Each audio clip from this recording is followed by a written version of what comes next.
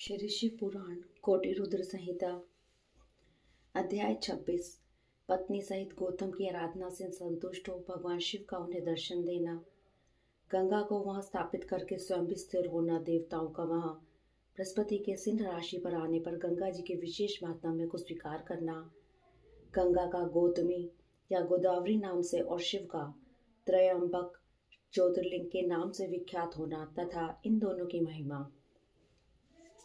सूची कहते हैं, पत्नी सहित गौतम ऋषि के इस प्रकार आराधना करने पर संतुष्ट हुए भगवान शिव वहां शिवा और प्रमथ गणों के साथ प्रकट हो गए। तदंतर प्रसन्न हुए कृपा निधान शंकर ने कहा, महामुने, मैं तुम्हारी उत्तम भक्ति से बहुत प्रसन्न हूँ, तुम कोई वर मांगो।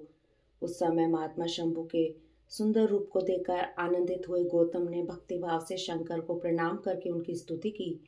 लंबी स्तुति और प्रणाम करके दोनों हाथ जोड़कर वे उनके सामने खड़े हो गए और बोले, देव, मुझे निष्पाप कर दीजिए। भगवान शिव ने कहा, मुने, तुम धन्य हो, कृतकृत्य हो और सदा ही निष्पाप हो।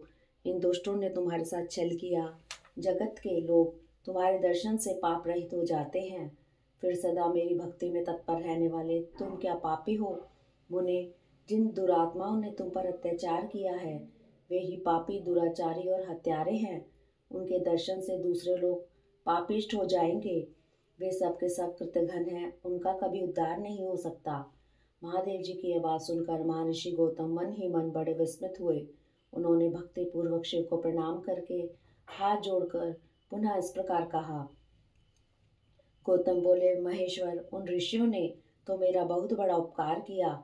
यदि उन्होंने यह बर्ताव न किया होता तो मुझे आपका दर्शन कैसे होता। धन्य है वे महर्षि जिन्होंने मेरे लिए परम कल्याणकारी कार्य किया है। उनके इस दुराचार से ही मेरा महान स्वार्थ सिद्ध हुआ है। गौतम जी की यह बात सुनकर महेश्वर बड़े प्रसन्न हुए। उन्होंने गौतम को कृपा दृष्टि से देखकर उन्हें शीघ्र ही यूं उत्तर दिया। शिव जी बोले, विप्रवर, तुम धन्य हो, सभी ऋषियों में श्रेष्ठतर हो। मैं तुम पर बहुत प्रसन्न हूँ। ऐसा जानकर तुम मुझसे उत्तम वर मांगो। गौतम बोले, नाथ, आप सच कहते हैं, तथापि 5 आदमियों ने जो कह दिया या कर दिया वह अन्यथा नहीं हो सकता। अतः जो हो गया सो रहे। देवेश, यदि आप प्रसन्न हैं तो मुझे गंगा प्रदान कीजिए और ऐसा करके लोक का महान उपकार कीजिए। आपको मेरा नमस्कार है, नमस्कार है। यूं कहकर गौतम ने देवेश्वर भगवान शिव के दोनों चरणारविंद पकड़ लिए और लोकहित की कामना से उन्हें नमस्कार किया। तब शंकर देव ने पृथ्वी और स्वर्ग के सारभूत जल को निकालकर, जिसे उन्होंने पहले से ही रख छोड़ा था, और विवाह में ब्रह्मा जी के दिए हुए जलों में से जो कुछ शेष रह गया था वह सब भक्तवत्सल शंभु ने उन गौतम मुनि को दे दिया। उस समय गंगा जी का जल परम सुंदर स्त्री का रूप धारण करके वहां खड़ा हुआ। तब मुनिवर गौतम ने उन गंगा जी की स्तुति करके उन्हें नमस्कार किया। गौतम बोले, गंगे, तुम धन्य हो, कृतकृत्य हो। तुमने संपूर्ण भुवन को पवित्र किया है, इसलिए निश्चित रूप से नरक में गिरे हुए मुझ गौतम को पवित्र करो। तदंतर शिव जी ने गंगा से कहा, देवी, तुम मुनि को पवित्र करो और तुरंत वापस न जाकर वैवस्वत मनु के 28वें कलयुग तक यहीं रहो। गंगा ने कहा, महेश्वर, यदि मेरा महात्म्य सब नदियों से अधिक हो और अंबिका तथा गणों के साथ आप भी यहाँ रहे, तभी मैं इस धरातल पर रहूंगी। गंगा जी की यह बात सुनकर भगवान शिव बोले, गंगे, तुम धन्य हो, मेरी बात सुनो। मैं तुमसे अलग नहीं हूँ, तथापि मैं तुम्हारे कथनानुसार यहाँ स्थित रहूंगा। तुम भी स्थित हो। अपने स्वामी परमेश्वर शिव की यह बात सुनकर गंगा ने मन ही मन प्रसन्न हो उनकी भूरी भूरी प्रशंसा की। इसी समय देवता, प्राचीन ऋषि, अनेक उत्तम तीर्थ और नाना प्रकार के क्षेत्र वहां आ पहुंचे। उन सब ने बड़े आदर से जय जयकार करते हुए गौतम, गंगा तथा गिरिशाई शिव का पूजन किया। तदंतर उन सब देवताओं ने मस्तक झुका हाथ जोड़कर उन सब की प्रसन्नता पूर्वक स्तुति की। उस समय प्रसन्न हुई गंगा और गिरीश ने उनसे कहा, श्रेष्ठ देवताओं, वर मांगो। तुम्हारा प्रिय करने की इच्छा से वह वर हम तुम्हें देंगे।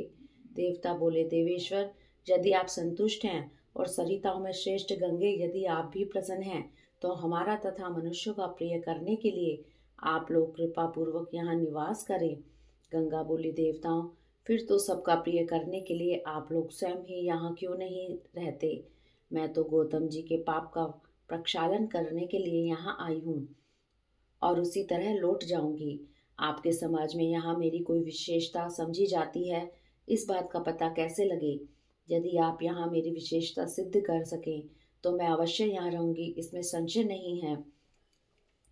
सब देवताओं ने कहा, सरिताओं में श्रेष्ठ गंगे, सबके परम सुहृद बृहस्पति जी, जब जब सिंह राशि पर स्थित होंगे तब तब हम सब लोग यहाँ आया करेंगे, इसमें संशय नहीं है। 11 वर्षों तक लोगों का जो पातक यहाँ प्रक्षालित होगा, उससे मलिन हो जाने पर हम सभी उस पाप राशि को धोने के लिए आदर पूर्वक तुम्हारे पास आएंगे। हमने यह सर्वदा सच्ची बात कही है। सरिद्वरे महादेवी, अतः तुमको और भगवान शंकर को समस्त लोगों पर अनुग्रह तथा हमारा प्रिय करने के लिए यहाँ नित्य निवास करना चाहिए। गुरु जब तक सिंह राशि पर रहेंगे तभी तक हम यहाँ निवास करेंगे। उस समय तुम्हारे जल में त्रिकाल स्नान और भगवान शंकर का दर्शन करके हम शुद्ध होंगे, फिर तुम्हारी आज्ञा लेकर अपने स्थान को लौटेंगे। सूत जी कहते हैं, इस प्रकार उन देवताओं तथा महर्षि गौतम के प्रार्थना करने पर भगवान शंकर और सरिताओं में श्रेष्ठ गंगा दोनों वहां स्थित हो गए। वहां की गंगा गौतमी गोदावरी नाम से विख्यात हुई और भगवान शिव का ज्योतिर्मय लिंग त्रयंबक कहलाया। यह ज्योतिर्लिंग महान पातकों का नाश करने वाला है। उसी दिन से लेकर जब जब बृहस्पति सिंह राशि में स्थित होते हैं तब तब सब तीर्थ क्षेत्र, देवता, पुष्कर आदि सरोवर, गंगा आदि नदियां तथा श्री विष्णु आदि देवगण अवश्य ही गौतमी के तट पर पधारते और वास करते हैं। वे सब जब तक गौतमी के किनारे रहते हैं तब तक अपने स्थान पर उनका कोई फल नहीं होता। जब वे अपने प्रदेश में लौट आते हैं तभी वहाँ इनके सेवन का फल मिलता है। यह त्रयंबक नाम से प्रसिद्ध ज्योतिर्लिंग गौतमी के तट पर स्थित है और बड़े बड़े पातकों का नाश करने वाला है। जो भक्ति भाव से इस त्रयंबक लिंग का दर्शन, पूजन, स्तवन एवं वंदन करता है वह समस्त पापों से मुक्त हो जाता है। गौतम के द्वारा पूजित त्रयंबक नामक ज्योतिर्लिंग इस लोक में समस्त अभिष्टों का देने वाला तथा परलोक में उत्तम मोक्ष प्रदान करने वाला है। मुनीश्वरों, इस प्रकार तुमसे जो कुछ पूछा था वह सब मैंने कह सुनाया। अब और क्या सुनना चाहते हो कहो, मैं उसे भी तुम्हें बताऊंगा, इसमें संशय नहीं। इति श्री अध्याय 26। हरिओम तत्सत।